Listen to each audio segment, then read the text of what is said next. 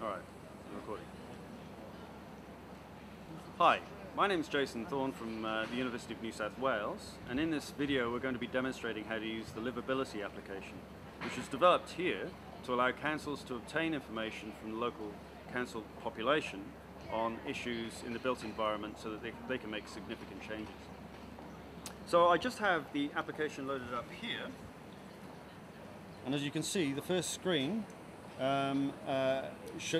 presents you with the login screen. But before you can log in, we need to actually register certain details about the participants. So you need to hit the register button here at the bottom right hand side of the screen, where you can then enter your email and other information such as your name and country. I've already entered this information. I have an account here, so I'm going to actually log on as an individual, and I'll just do that quickly and get you back to the screen. And I'll enter my email address and then hit the login button. As soon as you log in, it basically communicates with our server and gets your information, and also the iPad application transmits the latitude and longitude of where you are. And it presents you with a map and all of the objects it can see within 25 meters of your current location. So here we can see few objects, and if 25 meters isn't a big enough distance to actually locate the objects in your local area, you can actually increase that by hitting the pin button at the bottom of the screen. We don't have many objects in our view at the moment, so I'll just increase that to 75 meters so we can actually get a few more objects. And as you can see now, the map has been populated with many more objects, such as the sculpture up there to our right, if you can see that, and other objects besides. If we go to a list view now, we can actually see all of these objects in a better view, and here we can actually list things like the footpath, a ramp, for instance, which is, it downloads an image for every object. You can see there on the screen. And that's an object that's further away. Usually when you first start up this application in your local area, you will not see many objects. So you will want to create a new object. And to do that, you hit the plus button here on the bottom of the screen. Now we're going to create an image, we're going to create an object here of the footpath on the side, which the camera there shows you. And to do that, basically I'm going to take a photograph now, a quick photograph of the footpath by hitting the photo button.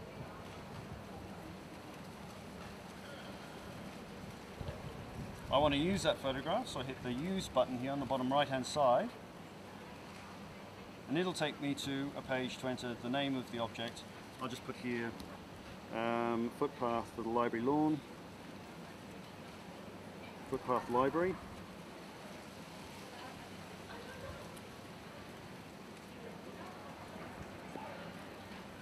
And then I need to enter the type of object by hitting the type button here and put this down as a link, because it's a link between two areas, and it's a footpath, which is the second item on the list there. And I'm done. I can enter notes in here as well, but I'm not actually going to do this with this demonstration. Now I'm going to submit this object, so it'll actually be uploaded to our server. This takes a couple of seconds, as you see the uploading window there, just showing that we're uploading a photograph. And then it comes back to the map. Now we may not see that object initially, and it's come up here on the map here. Footpath for the library lawn. There you go.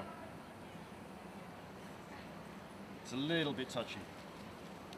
Now if we want to create an audit for that object that we've just created, we can either do it here by hitting the blue button, or we can actually hit the, first of all we need to go to the object, so we hit the blue button here to go to the object, and then we need to hit the audit button, which is the plus button inside the speech on the right hand side of the screen.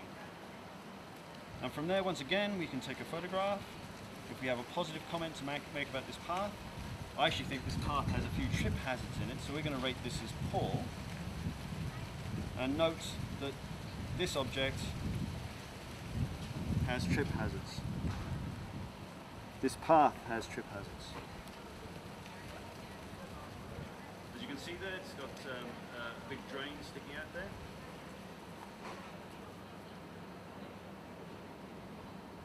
And this path has trip hazards. Okay.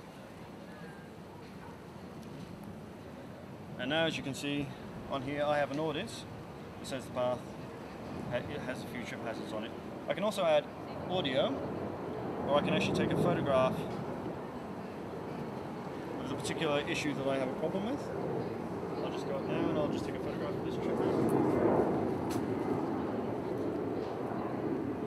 Okay. I'll just go back here and get into the shade so you can see the screen a little bit better. And once again, if I hit the use button, it will use that photograph in this audit that I've just created. And from that point, I can now hit the submit and it will upload this audit to our server. Now, once you've hit the submit, do not hit the submit button again, otherwise it'll upload this audit twice. You click back towards the details and then back towards the map. Now, if you have objects, for instance, that have certain council specifications, I'll just show you the ramp again.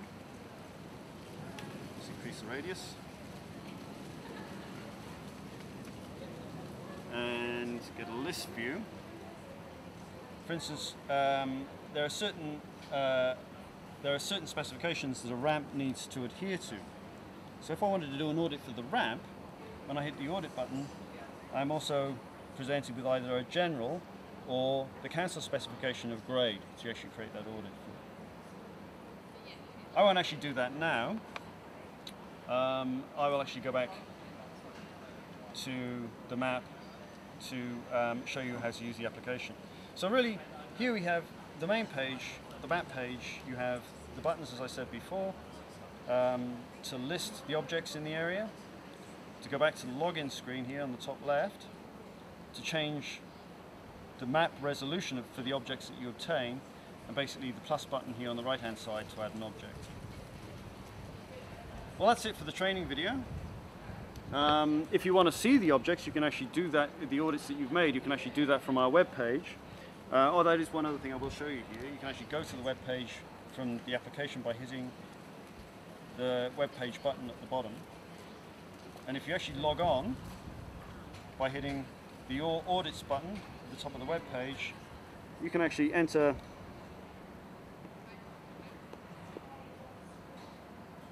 your email address that you registered with, and it will show you the audits that you have created on a map.